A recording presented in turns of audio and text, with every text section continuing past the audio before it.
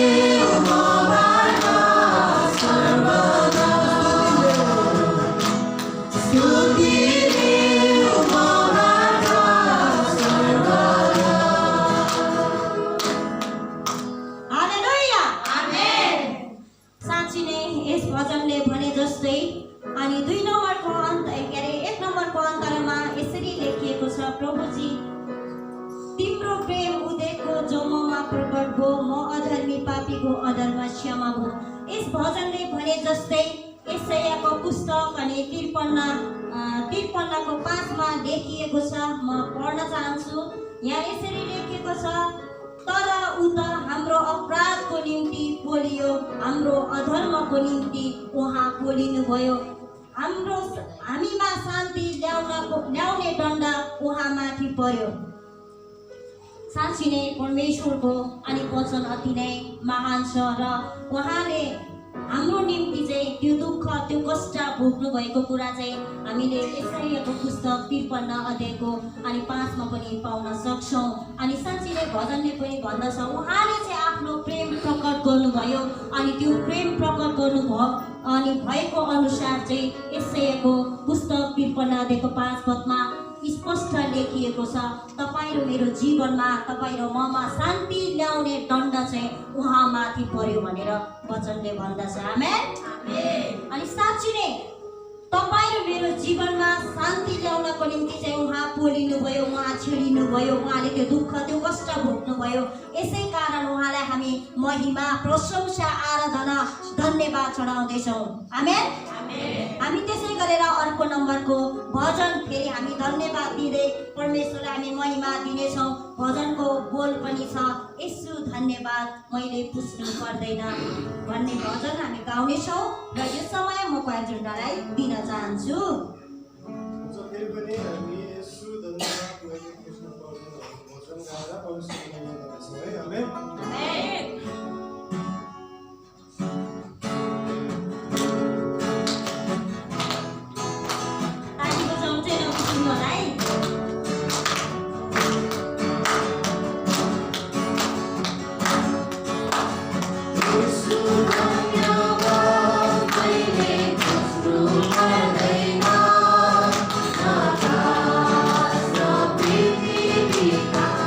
Agree.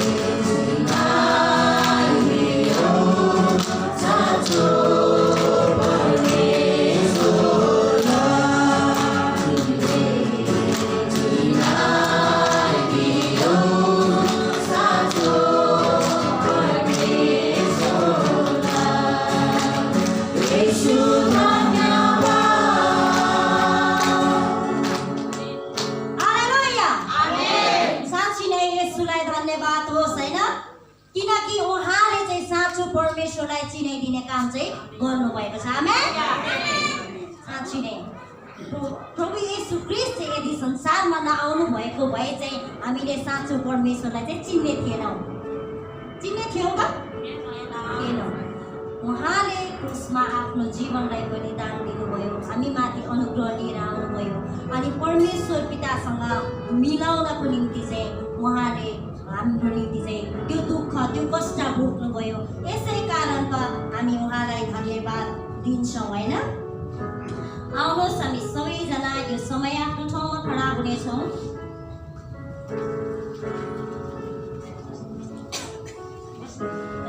हामी उहाँलाई हामी प्रशंसा महिमा आराधना दिनलाई आज यो विशेष दिनमा उपस्थिति भएका छौँ।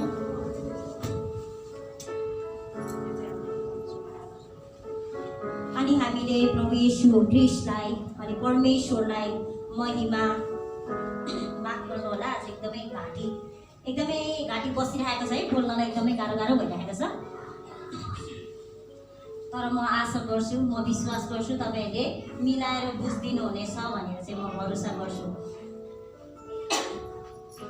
उहाँ जस्तो महान परमेश्वरलाई हामी महिमा दिँदै गर्दा, आराधना गर्दै गर्दा, प्रशंसा गर्दै गर्दा हामी सबैजनाले जान्नै पर्ने र बुझ्नै पर्ने कुरा तपाईँहरूको बिचमा यो परमेश्वरको वचनको खण्ड म पढ्न चाहन्छु। यो खण्ड चाहिँ म जति पढ्छु उति मलाई चाहिँ हृदयमा डर लाग्छ है।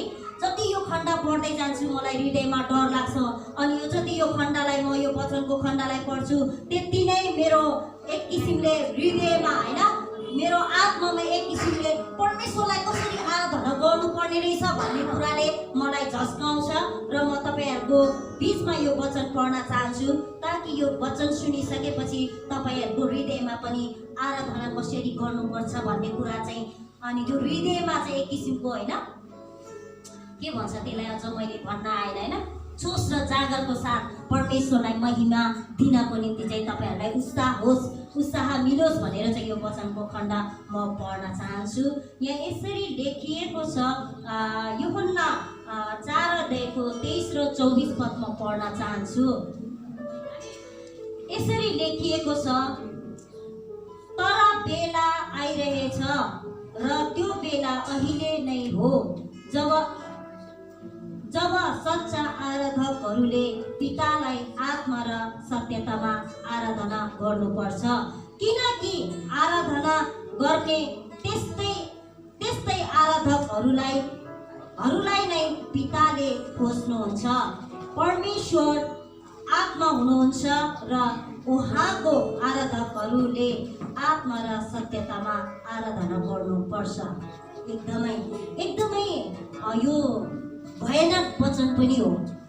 तपाईँ र म आत्मा र सत्यतामा आराधना गर्न सक्छौँ कि सक्दैनौँ भन्ने कुरा चाहिँ आफूलाई नै यो वचन पढिसकेपछि चाहिँ जाँच्नुपर्छ होइन। कि त परमेश्वरले चाहनु भए जस्तो हामी आराधना गर्न सक्छौँ या सक्दैनौँ, या गर्दैछौँ या गर्दैनौँ भन्ने कुरा चाहिँ आफूलाई नै जाँच्नुपर्ने हुन्छ यो वचन पढिसकेपछि। अनि साँच्ची नै यो वचन पढ्दै गर्दा चाहिँ मलाई एकदमै डर लाग्छ है। अनि म चाहिँ साँच्ची नै आत्मा र सत्यतामा के परमेश्वरलाई आराधना गर्दैछु त भन्ने कुरा प्रश्न चाहिँ तपाईँ र मेरो जीवनमा आउँछ र मैले चाहिँ यो आफूलाई नै कतिपटक चाहिँ म प्रश्न गर्दछु। म चाहन्छु यो वचन पढेर सुनाइसकेको छु हजुरहरूलाई यो वचन पढेर सुनाइसकेको छु। म चाहन्छु कि अनि म विश्वास गर्छु कि तपाईँहरूले चाहिँ आत्मा र सत्यतामा परमेश्वरलाई आराधना गर्नुहुनेछ। आमेन। साँच्चै नै हामी आत्मा र सत्यतामा जब आराधना गर्छौँ अनि परमेश्वरले चाहिँ तपाईँ र मलाई शक्तिशाली बनाउनुहुन्छ। यो कोरसलाई गाउनुभन्दा अगाडि आउनुहोस् हामी सबैजना मिलेर आँखा चिम्लेर मुख खोलेर परमेश्वरलाई हामी धन्यवाद दिनेछौँ। हालेलुया। तपाईँलाई हामी धन्यवाद दिन्छौँ किनकि प्रभु परमेश्वरको आराधना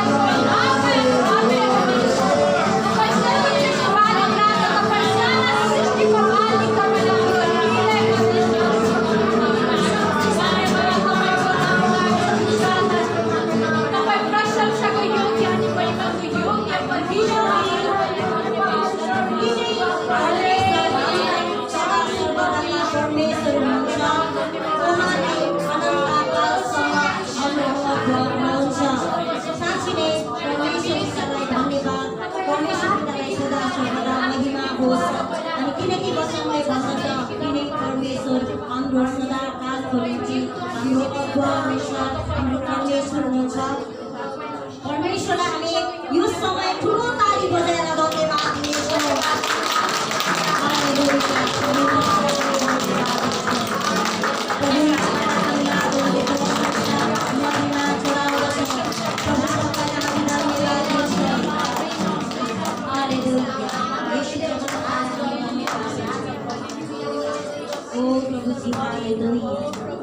परमेश्वरको वचनले यहाँ यसरी लेखिएको छ, यदि हामी मध्येमा कोही सङ्कटमा छौँ भने आराधना गर्दा गर्दै यस वचनलाई मैले तपाईँहरूको बिचमा पढ्न चाहेको छु र यो वचनको खण्ड सुन्दै अनि यस वचनको खण्डलाई मनन गर्दै हामी परमेश्वरलाई आराधना गर्ने नै छौँ र यो आराधनाको बिचमा म यो वचनको खण्ड पढ्न चाहन्छु।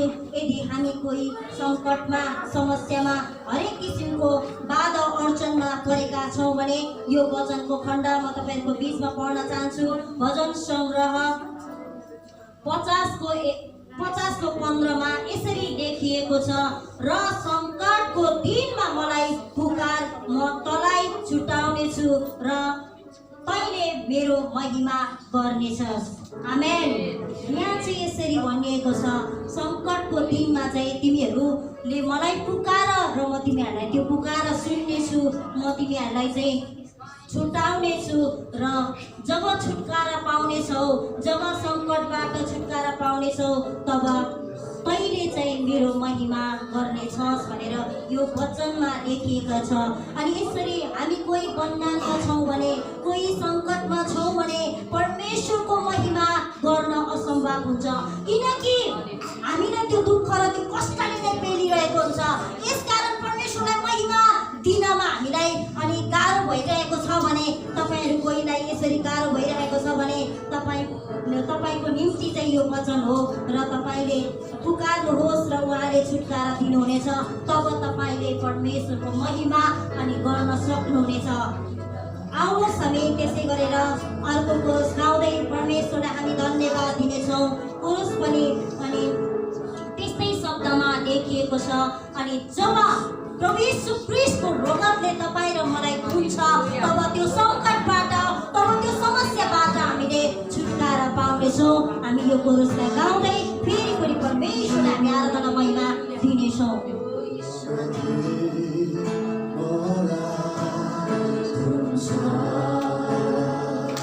हामी सबैले गाउनेछौँ यस कोरसलाई।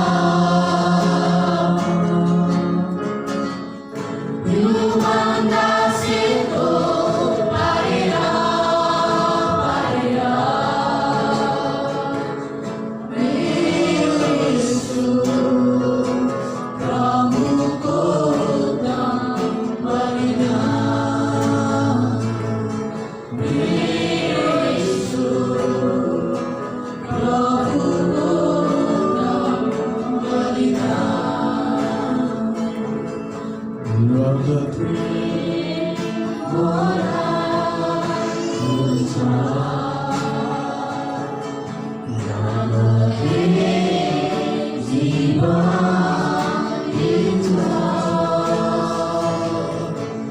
हाम्रो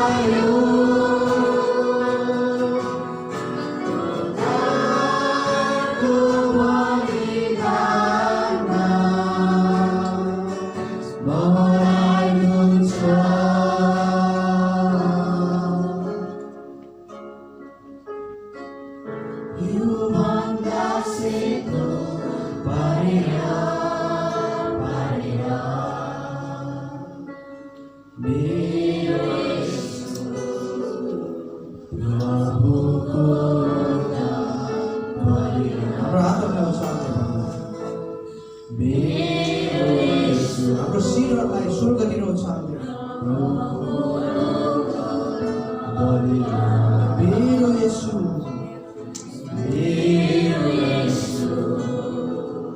प्रभुको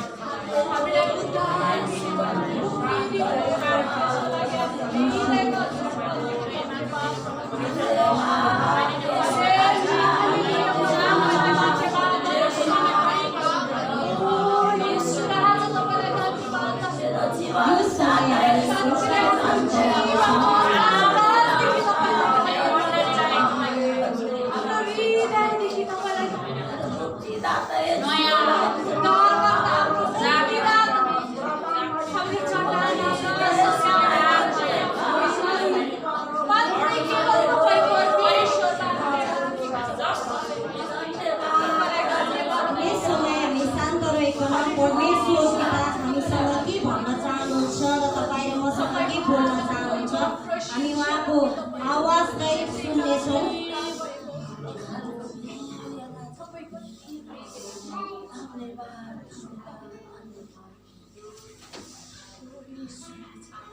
तपाईसँग तपाईँको हृदयमा परमेश्वर के बोल्न चाहनुहुन्छ? तपाईँले भन्नुहोस् मनमा नै, प्रभु म सुन्न चाहन्छु। हामीसँग कतिपटक परमेश्वर बोल्न चाहनुहुन्छ तर हामीले वास्ता गर्छौँ। तपाईँ भन्नुहोस् कि प्रभु मेरो जीवनमा तपाईँ कसरी बोल्न चाहनुहुन्छ म तयार छु भन्नुहोस्। उहाँको आवाजलाई सुन्ने कोसिस गर्नुहोस्।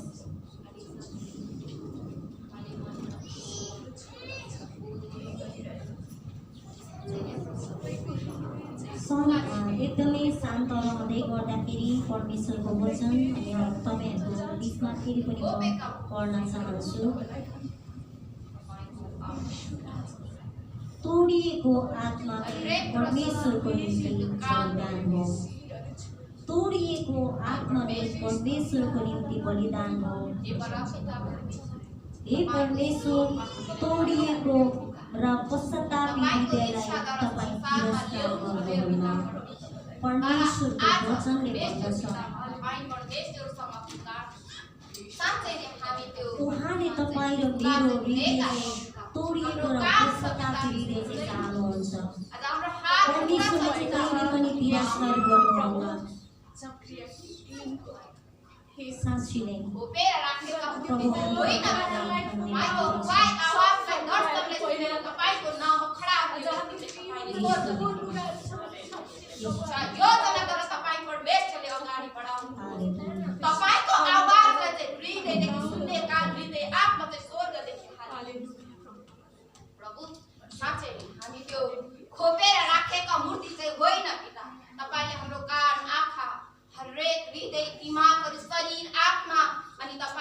परमेश्वरले हामीलाई नसा नसा फुटिदिनु भएको छ पिता।